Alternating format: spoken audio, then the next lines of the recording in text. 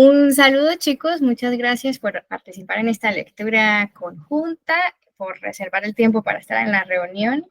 Y bueno, hoy vamos a comentar Confesiones de una máscara del autor japonés Yukio Mishima. Fue un libro que se publicó en 1949, el primer gran éxito, primer gran éxito masivo del autor. Fue una de las obras que lo posicionó como un escritor de la posguerra. Datos interesantes de la vida de Mishima que consideré importantes mencionar fue que Mishima nació el 14 de enero de 1925 en el seno de una familia con linaje que había acumulado grandes honras, ¿no?, en su histórico ancestral.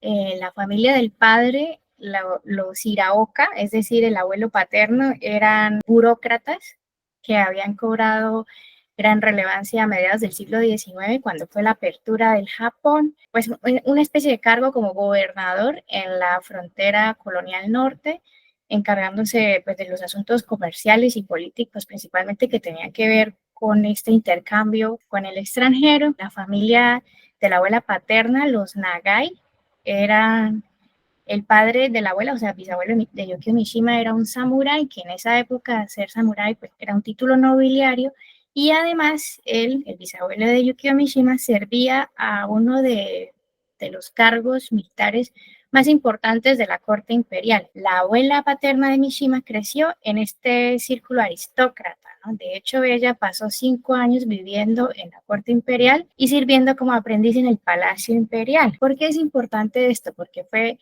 justamente Natsu Nagai quien se encargó de la primera instrucción, la primera formación del niño, ¿no? Porque cuando nace Mishima, la abuela, por considerar a su nuera muy joven, pues inexperta, se lo arrebata y ella es quien se encarga de criarlo, ¿no? En esos primeros años, prácticamente que lo aísla del mundo, ¿no? No le permite compartir con nadie, porque cuando nace Mishima, contradictorio pues a todas estas honras que además la familia materna de Mishima, abuelo materno de Mishima, un académico muy importante en el país, también hijo de un samurái que, bueno, actualmente tiene hasta monumento y todo porque creó uno de los colegios más importantes en su época, que pues en esa época comenzaba la occidentalización y tal, entonces él hizo parte de esa mezcla, ¿no? Porque él era especialista en literatura y ética china, pero pues consideraba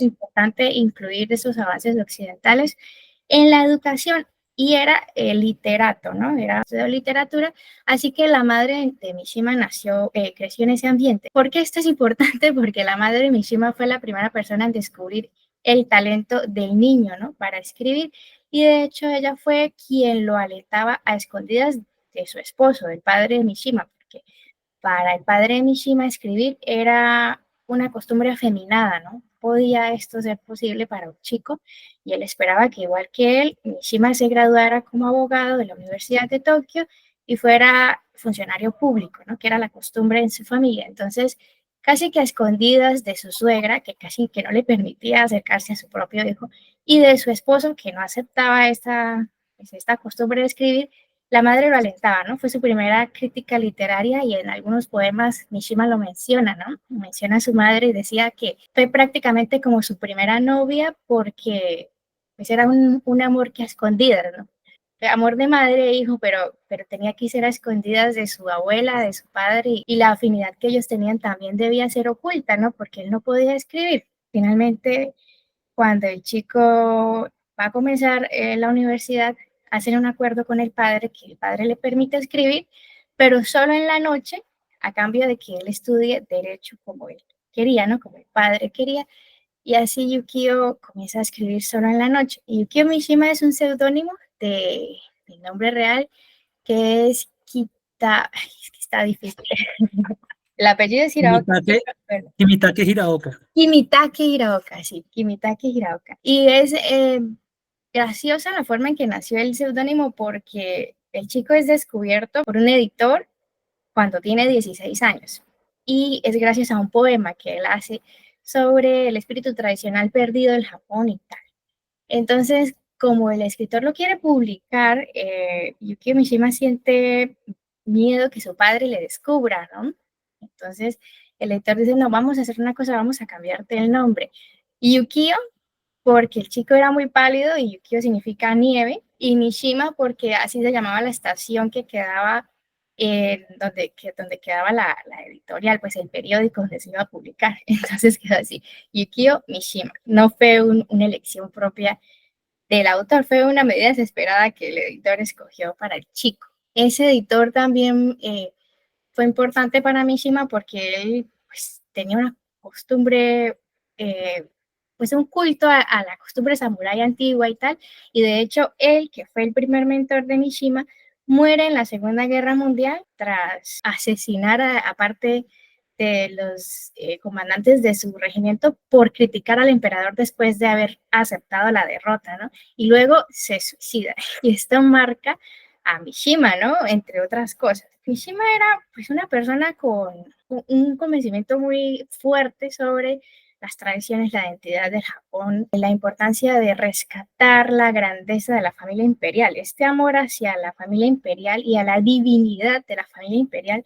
que fue una de las cosas que Mishima criticaba, que el emperador hubiera renunciado a su divinidad, viene de su abuela, lo formó con estos valores. Y el último dato así importante que me pareció curioso fue que, pese a que cuando nace Mishima, la familia está en declive económica, el abuelo había renunciado a su cargo y había perdido gran parte de su patrimonio, no pierde el honor, ¿no? Como la honra, y el chico de hecho se forma en el colegio en donde se forma la familia imperial, ¿no? Los hombres, porque era un colegio solo para niños, pues para hombres, y continúa en estos círculos y además por la fama que él va adoptando por su talento, ¿no? Y que después va a ser nominado al premio Nobel varias veces y todo esto, pues que adquiere más interés, ¿no? En su círculo. Y él en una época estuvo cortejando a Michiko Shoda, que es la madre del actual emperador. Chico Shoda era hija de un industrial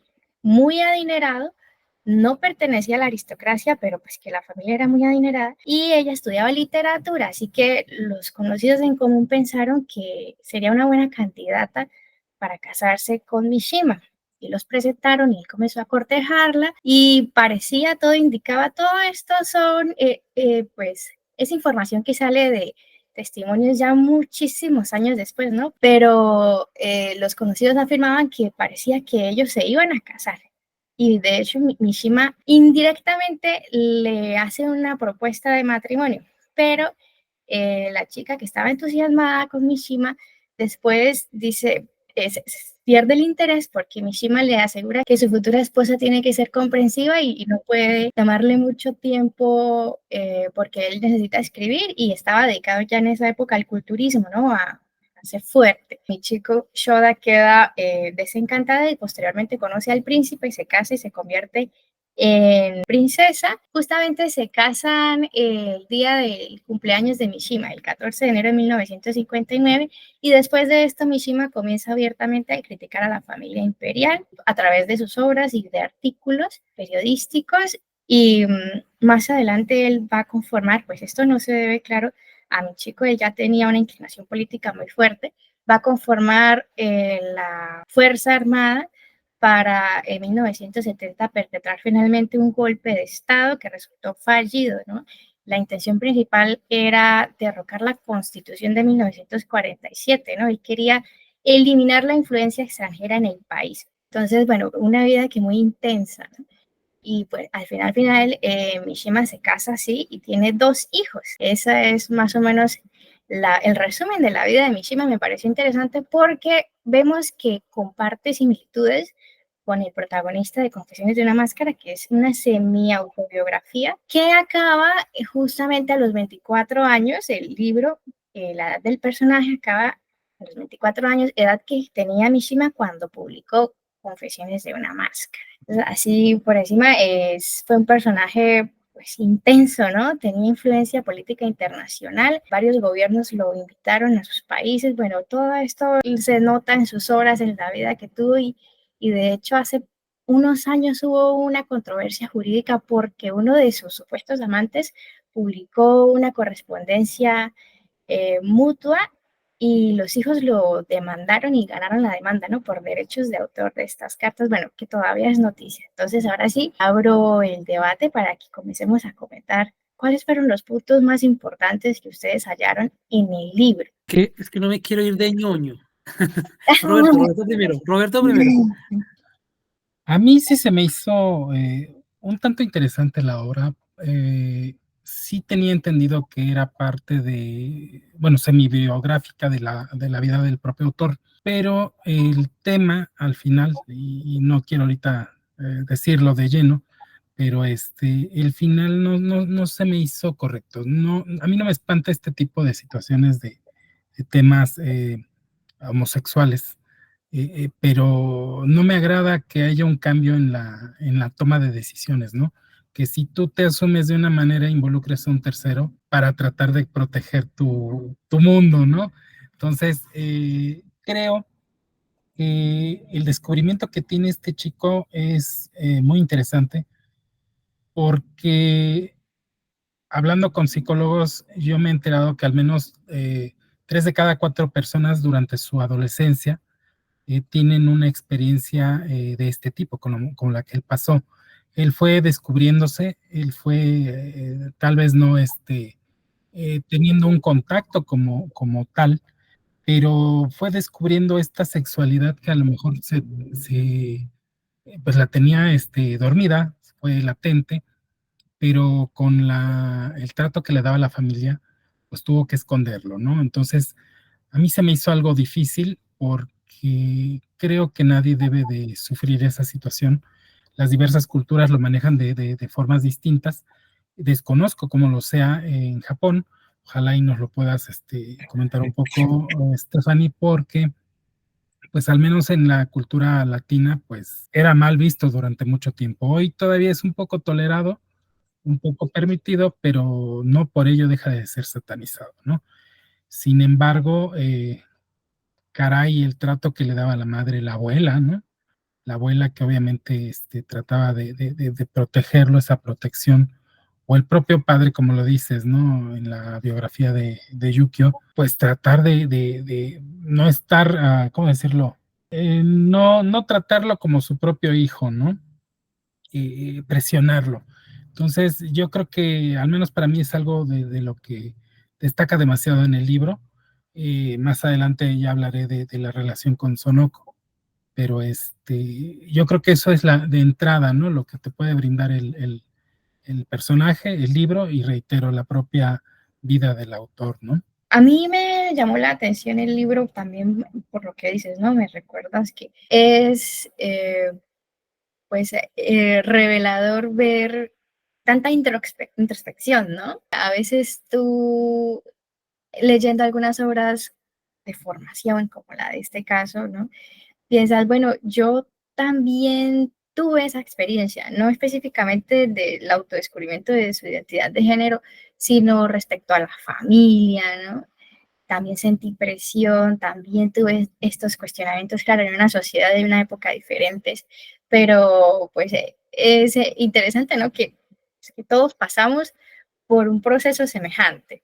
Y en el caso de Ko Chan, que es el protagonista, vemos desde muy chico esa adoración al cuerpo, ¿no? Al cuerpo masculino. O sea, comenzó para mí no teniendo un contexto sexual, sino que él, debido a la formación de la abuela y que la abuela lo acercaba que al teatro kabuki, al teatro Noa, y que él tenía libros de arte, ¿no? O sea, él sintió esa adoración hacia la belleza masculina, al cuerpo, ¿no? Y siente un culto al cuerpo tan grande que desarrolla gusto por el dolor, ¿no? El dolor y la muerte. Un poco chocante, ¿no? Tan chico, desarrollar de forma tan fuerte este sentimiento que de hecho ya cuando llegó a la adolescencia, pues las hormonas y todo esto, sus fantasías sexuales eran, o sea, no era una relación íntima, era una situación pues que de tortura, ¿no? De tortura, de agonía, de dolor, hasta por fin darle muerte a ese Adonis que él idealizaba en sus sueños, en sus fantasías, ¿no? De los modelos que podía captar. Y aquí figura principal es la del San Sebastián, la pintura que él ve, y la de este primer compañero del colegio Omi, ¿no? Enfatiza, ¿no? Por ejemplo, cuando dice que se encontró con no, el primer recuerdo después de su nacimiento es que iba subiendo la pendiente con una mujer, no recordaba cuál, de su casa. No sabía si era la madre o si era una de las empleadas, y vio pasar al chico que acarreaba los desagües de las casas, ¿no? Que en esa época se hacía así, y de verlo pues casi que desnudo, sudado y tal, comenzó a experimentar esta tendencia, ¿no?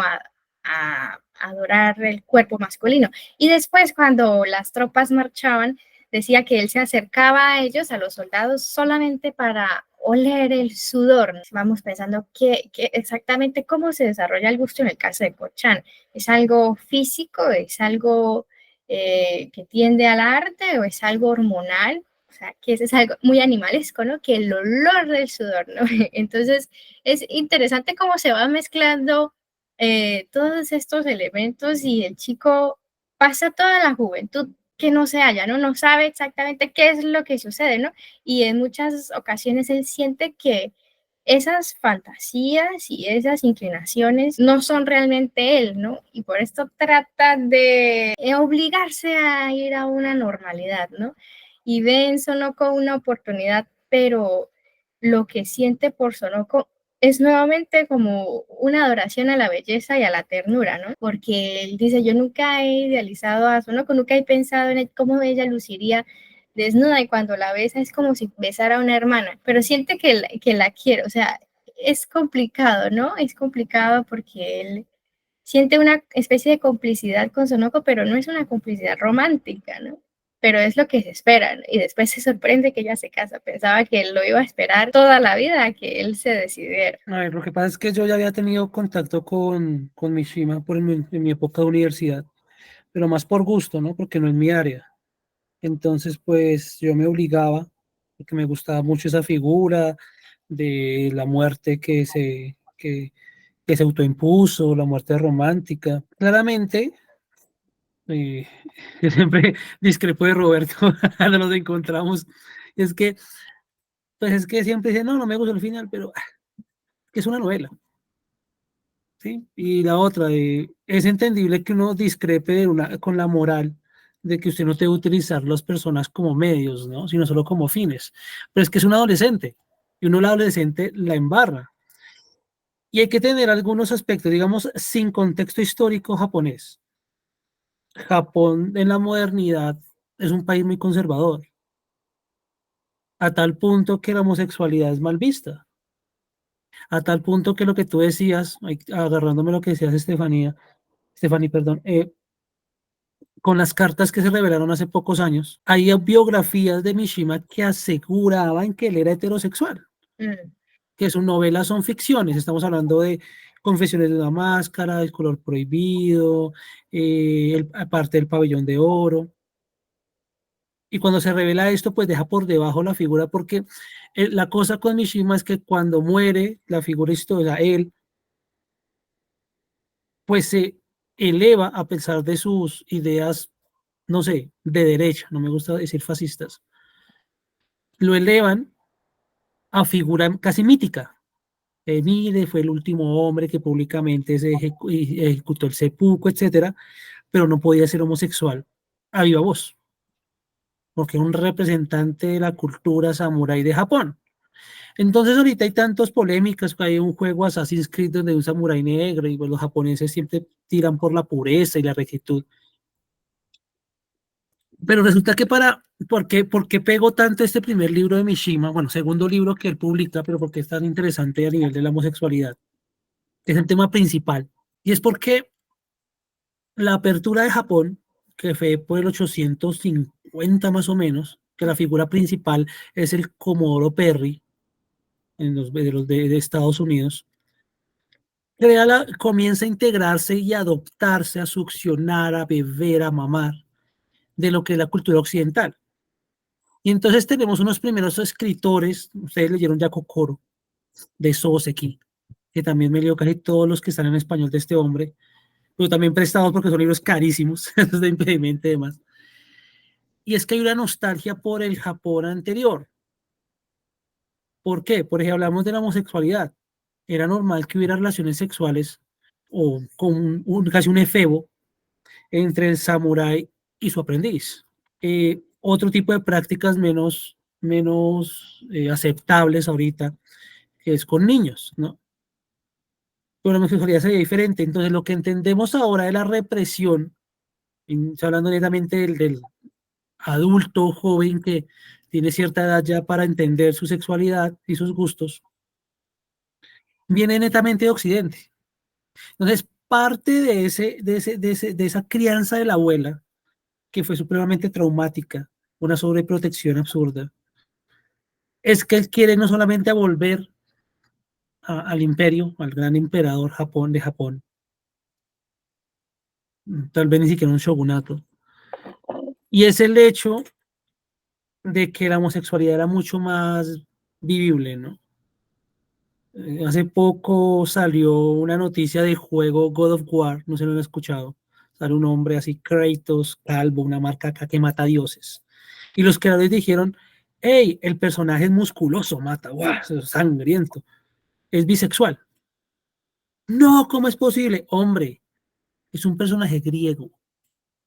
Los griegos veían la homosexualidad como algo casi normal, ¿sí? De hecho, la figura del pedagogo no era el profesor, el pedagogo era el esclavo de la familia que contrataban para que el joven no fuera seducido por los filósofos para sus prácticas homosexuales.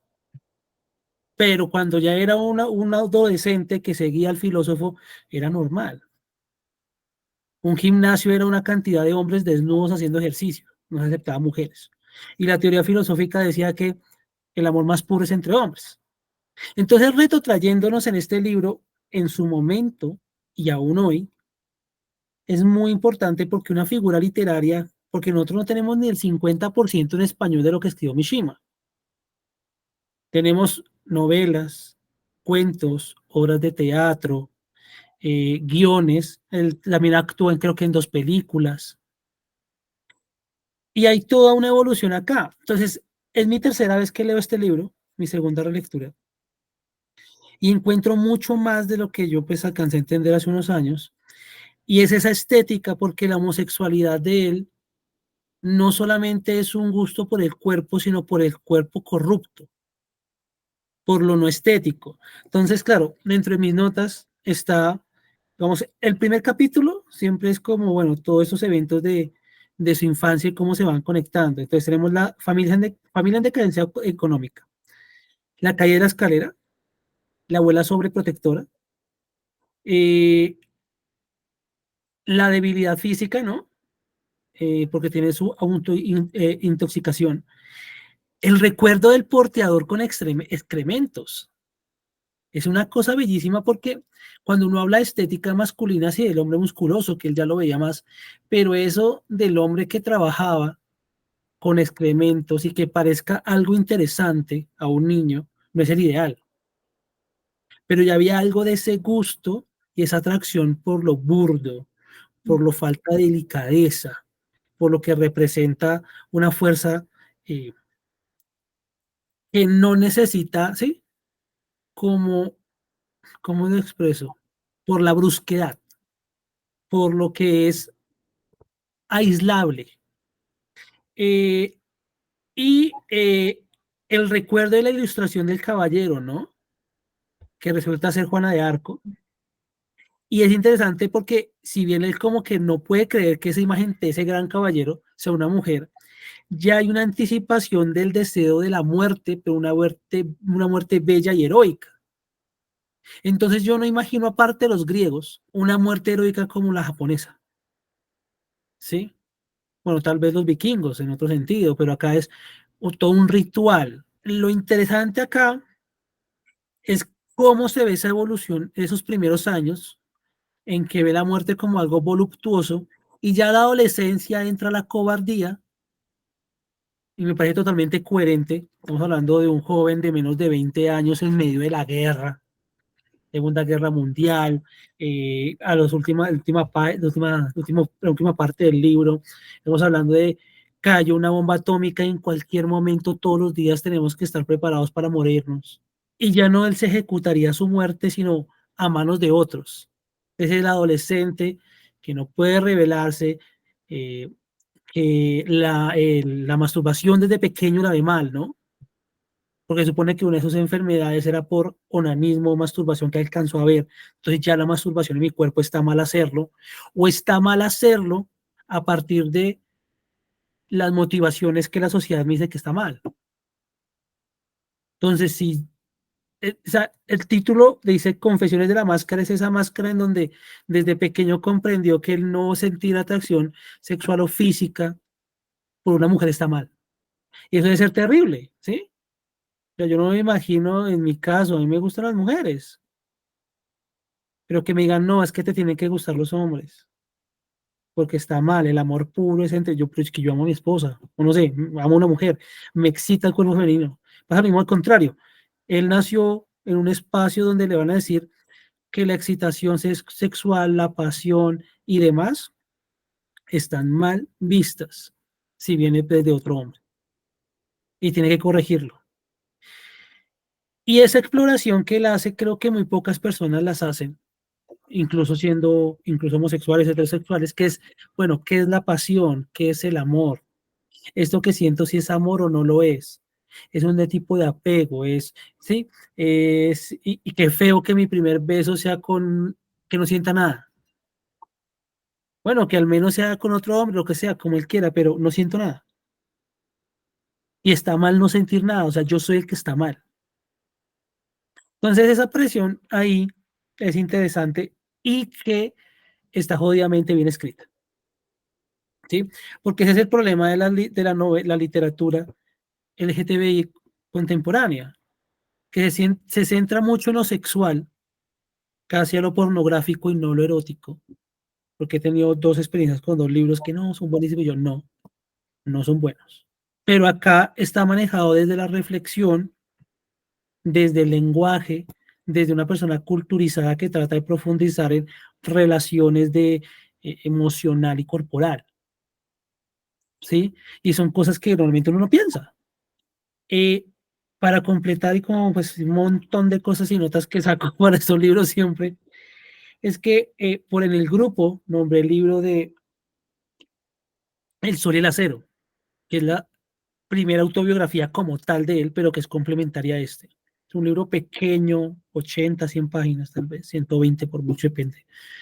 Eh, y en esta es una continuación de este, en donde el sentimiento de tragedia que comienza a generarse desde su juventud, de la muerte trágica, además del cuadro de San Sebastián, busquen por internet la imagen de Yukio Mishima y su reproducción en blanco y negro de San Sebastián con ese cuerpo espectacular y las flechas, una cosa preciosa, que de hecho, sin saberlo, el San Sebastián siempre ha sido, desde nuestra época contemporánea, relacionado con la figura del homosexual, por lo estético, por lo bello.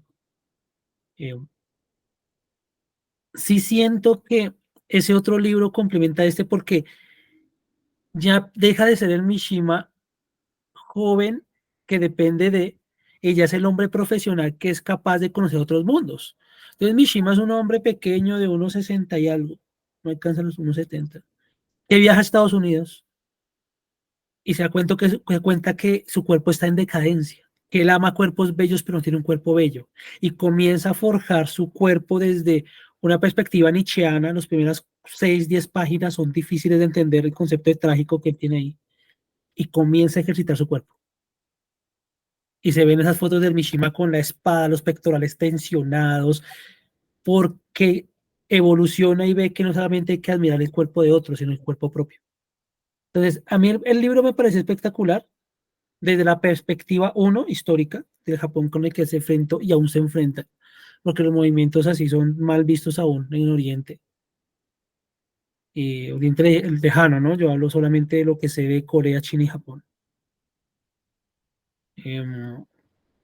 Del mismo modo, en la época que se desarrolló, que era aún más duro, ¿sí? No teníamos internet como para saber que en otros lados esto se puede hasta ser aceptable. Está escrito de manera magistral, ¿sí? No es cualquier persona el que lo escribe. Y que nos permite ver a través de su semi-biografía, aunque dice mucho realmente lo que es la confesión del mismo, eh, que hay todo un proceso que a veces uno no es consciente del ser que es, y eso es lo que hace interesante una autobiografía. No solamente el estudié acá y me gustó tal autor, sino que tengo ciertas vivencias que me formaron como autor. De hecho, el libro nombra muy pocos autores, y Mishima tenía un conocimiento absurdo del teatro no, sí, lo que tú decías, el teatro no, kabuki, literatura japonesa y demás, pues por la abuela. Eh, no sé, eso sería más o menos como lo mejor, como esto, porque tenemos cosas como lo de Cleopatra, como de que él se viste con la ropa, kimono de la madre, en la casa de las primas como juego, ¿no? Eh, la expresión de promiscuidad y vulgar, que tengo esa cita, vulgar embriaguez que podía existir en el mundo. Entonces, esas fantasías, y eso es otro punto que me gusta, de violencia que tiene, que nunca se traducen a la realidad, más allá de la muerte real, que se sale del libro. Es también interesante porque si nos ponemos a hablar de lo que hoy se llama políticamente correcto censura, no se puede escribir nada.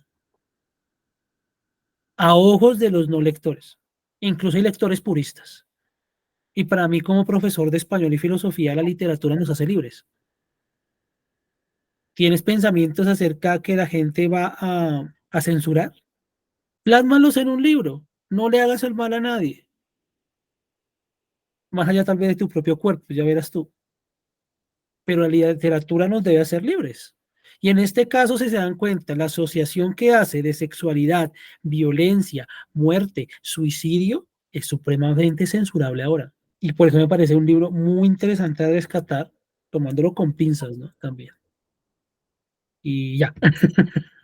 Perdón, me extendí. No, tranquilo.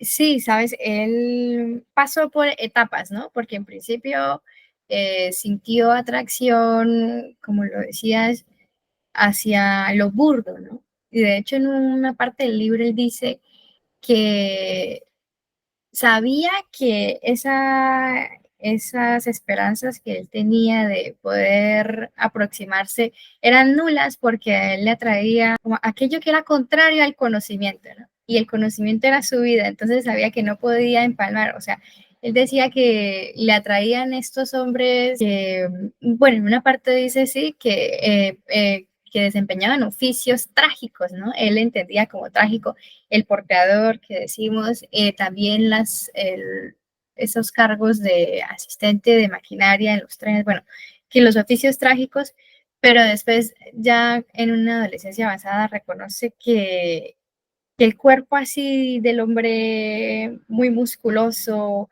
muy peludo, muy sudoroso, contrario a lo que sería el conocimiento, es lo que más, por lo que más sentía atracción y sabía que no podía aproximarse porque era contrario a su propia naturaleza, ¿no? Porque la bandera de él era el conocimiento.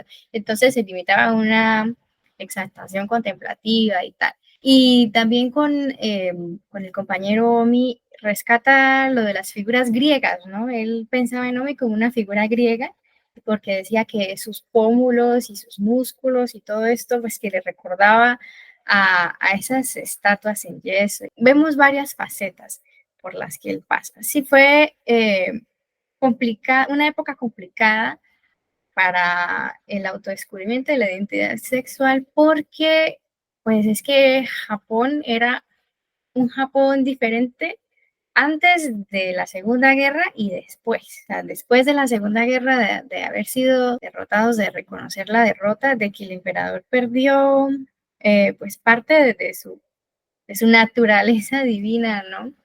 Y de la humillación que sufrió el país, ¿no? Después de, como algunos lo denominaban, la invasión, ¿no? Los japoneses. Tuvieron que cambiar obligatoriamente pues, de visión de mundo, ¿no? Claro que todavía es una cultura muy tradicional, todavía pues vemos valores que vienen de épocas anteriores y eh, la forma de hablar, incluso de comunicarse, es indirecta, es indirecta. Por eso cuando leía sobre la vida personal de Mishima, que en la vida pretendió a dos mujeres antes de casarse, una que fue la hermana de un compañero de escuela, como lo vemos en el libro Confesiones de una máscara, y él se sorprende porque ella se casa. Él pensaba que solamente con haberle dado a entender que esperaba casarse con ella era suficiente, ¿no? Nunca hizo una propuesta igual con la emperatriz emérita y finalmente ya se casa y tiene su familia porque era importante para continuar con el linaje familiar, ¿no? Principalmente él lo veía como una necesidad, ¿no? Perpetrar la familia, pero todo es indirecto y es complicado, ¿no? Entonces, este libro fue en su época es que un boom, ¿no? Porque es muy explícito, como lo dices, estilista, ¿no? Pero incluso así es muy explícito para la época, para el tema y para los, o sea, cómo se desarrolla el autodescubrimiento del chico, el dolor, la muerte, la laceración, la tortura, bueno, todas estas ideas eran incluso ahora, ¿no? Censurables. Sí comentar, digo, es obvio, digo, este libro antecede al que voy a mencionar, pero no pude dejar de deslindarlo de la cultura que nos muestra un poco Kokoro, ¿no? No sé por qué, digo, obviamente es la cultura, pero a mí me recordó partes, ¿no? ¿Cómo decirlo? A lo mejor el comportamiento. Y yo creo que son fotografías muy interesantes de la época y de la cultura. Entonces, de igual manera, digo, ahorita ya que estamos un poquito más adelantados, yo no me refería tanto a que el final, literariamente hablando, fuera incorrecto, sino me refería a que no es válido que si no sabes quién eres, involucres a una tercera persona, ¿no? Entonces, digo, si tú quieres hacer de tu vida un papalote, pues hazlo tú solo, ¿no? No tienes por qué llevar a otra persona a ese nivel. No me imagino cómo Sonoko pudiera, dentro de esa época y de esa cultura, eh, asumir que su marido pues tiene otras preferencias, ¿no? No es algo fácil aún en nuestra época y a eso era a lo que yo me refería, que si tú no estás, no sabes lo que quieres en la vida, pues no afectes a terceros, ¿no? Digo, tan simple, por ejemplo, cuando un hombre o mujer utilizan a la contraparte como un juego y después te dicen, pues no éramos novios, no éramos nada, pues le están quitando el tiempo a la gente, ¿no? Entonces ya en este tipo de situaciones que involucran otros sentimientos, pues es peor. Entonces yo a eso me refería, porque por más que él quiera esconderlo o incluso mentirse, pues esta escena en la cual están viendo a este marino, pues le está recordando su propio ser. Entonces, yo siempre he comentado eso, digo, tengo amigos que son de otras preferencias, hombres y mujeres, y yo siempre les he dicho eso, no involucres a una tercera persona, ¿no? Si no sabes lo que quieres, pues primero descúbrete quién eres, ¿no?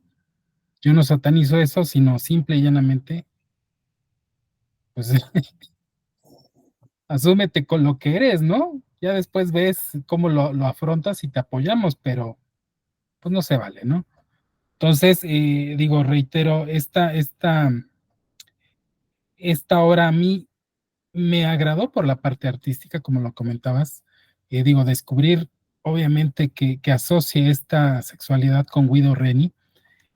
A mí se me hizo muy interesante porque a mí me agrada mucho este pintor y se me hizo muy peculiar, ¿no? Digo, descubrirlo a través de este tipo de arte, todavía lo hubiera entendido un poco más con obras escultóricas, ¿no? De la época de Grecia antigua, de los romanos, pero digo, jamás me lo hubiera esperado porque obviamente la parte religiosa que maneja, pero de igual manera, pues la historia de San Sebastián, digo, no por algo es el santo patrono de la comunidad.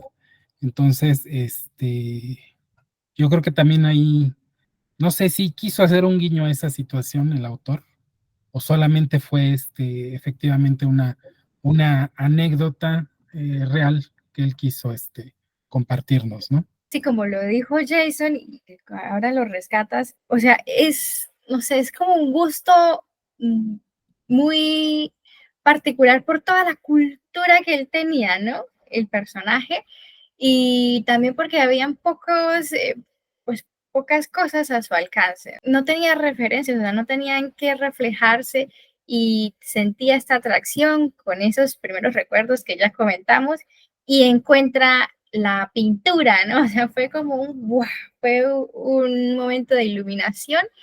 Y aquí viene lo que iba a decir, pues a lo largo del libro, cuando él habla de la masculinidad, del físico, del dolor, de la muerte, del sacrificio, cuando él cuenta su fantasía en el Coliseo Romano, con todo el mundo alabándole mientras él autoriza ejecutar al gladiador, ¿no? Usa un lenguaje que vemos en la Biblia, ¿no? Siempre inmaculado, o sea, como algo divino, ¿no?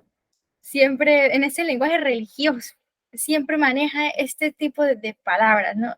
Y adjetivos, así que pues, se asocian a la idea de lo divino, la muerte como el sacrificio, ¿no? Como entregar lo más valioso, pero de forma bella, ¿no?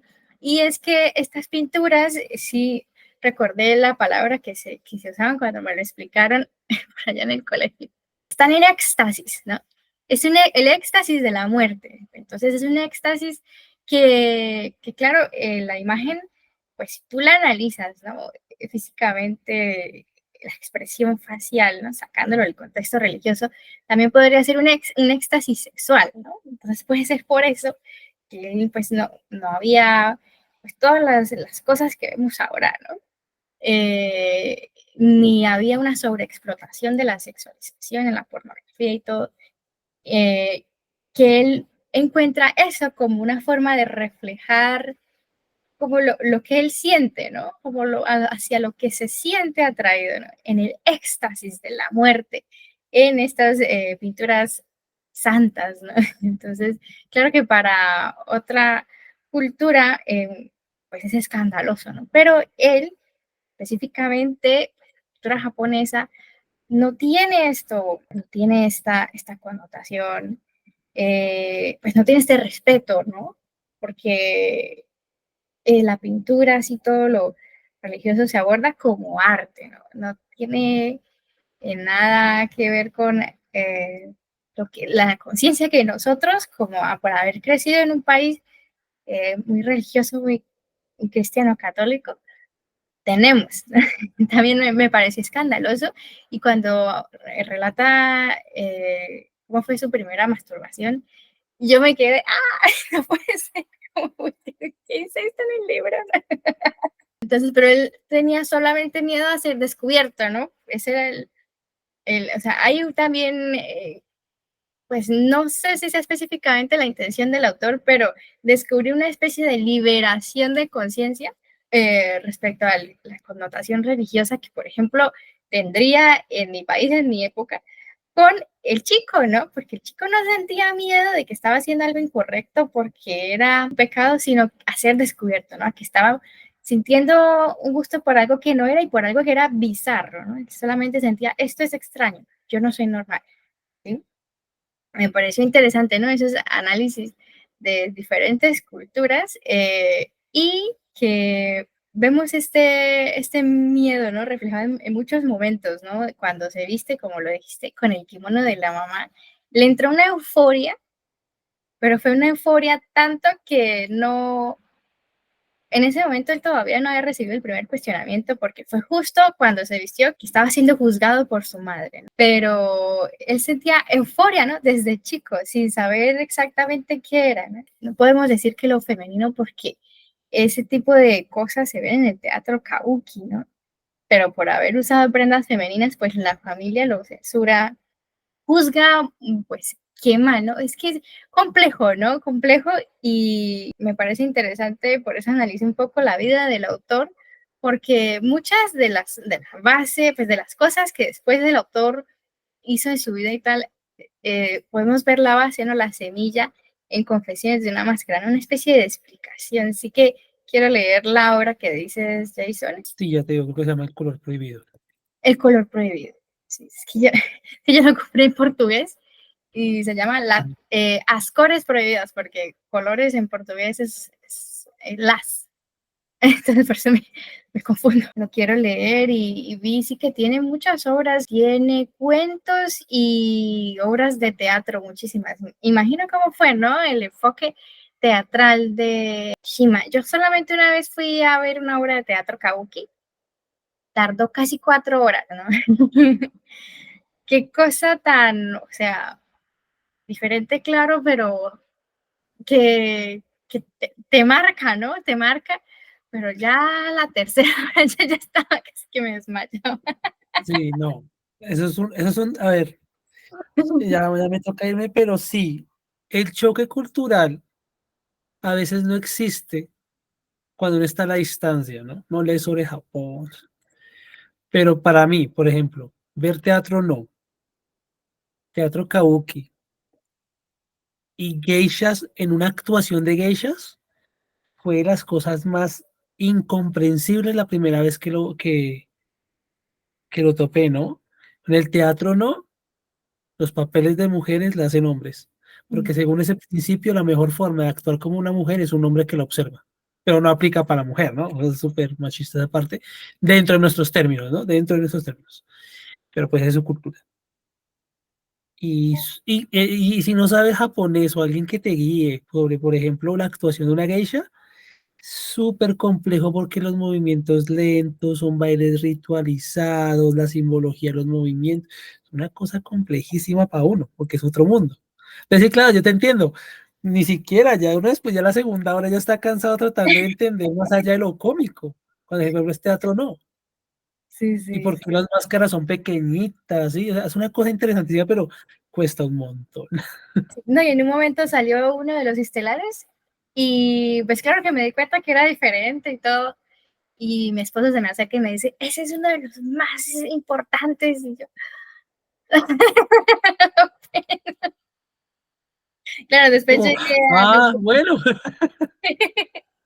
o sea, que ese actor era uno de los más importantes y sí, famosos del país y que qué suerte que hubiéramos alcanzado una representación de él y tal. Y yo, wow, increíble. sí, sí, sí, pero entonces sí, o sea, que es un universo, ¿no? Es un universo. Sí, son Y cosas diferentes.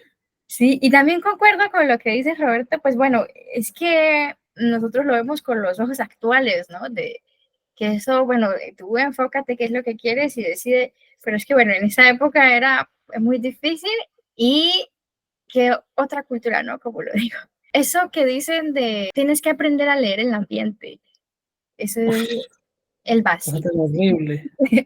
Es el vacío porque es una materia gris que puede tener millones de significados, una situación o lo que incluso no dice la persona, pero tú tienes que aprender a leer específicamente qué era lo que quería decir, ¿no? Entonces, aquí entre el personaje de Sonoki y el personaje de Kochan, vemos que son ferrocarriles que van en direcciones contrarias, ¿no? Porque Kochan interpreta el comportamiento de Sonoko de una forma y claro que Sonoko, pues claro que yo iba con la interpretación de Sonoko, que lo obvio, ¿no? Pero que Kochan vivió aislado, ¿no? O sea, él no compartió con personas de su edad, o sea, con esa dinámica de chicos y chicas, ¿no? Él no la vivenció porque estudió en un colegio de chicos, solamente jugaba con 3 niñas del barrio que la abuela le permitía y medio que se comunicaba con las primas, ¿no? Sí, pero Entonces, mira, o sea, yo entiendo lo que dice Roberto, de sí, si su vida no meta a otros, no daña a otros. Pero yo creo que eso tiene que ver mucho con la cultura japonesa, no solamente desde nuestra perspectiva.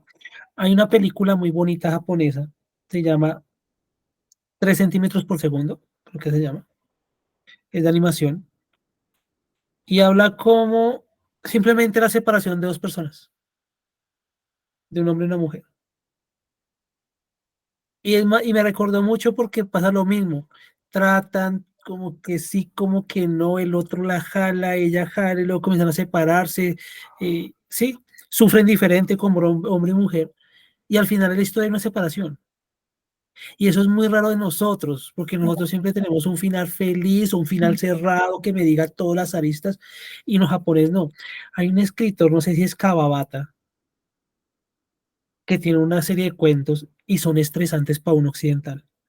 Esos cuentos parece que tuvieran inicio o nudo, nunca tienen desenlace.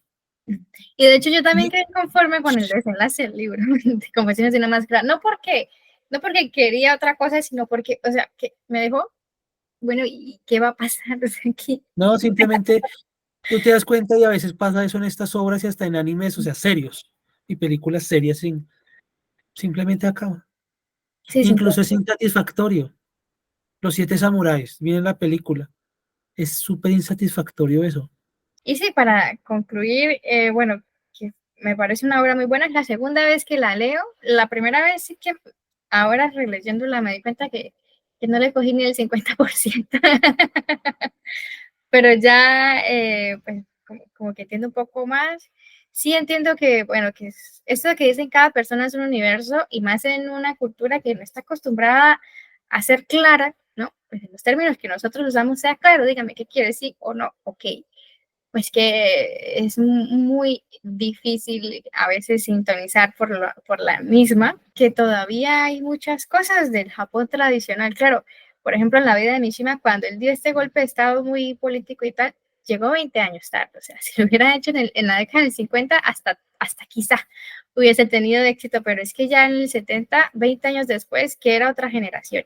Y a pesar de que se conserve la tradición y tal, pues que ha tenido cambios de paradigmas y con la lectura de estas obras y investigando un poco sí me doy cuenta, aunque yo cuando llegué aquí sentí que había viajado 30 años al pasado, pero bueno.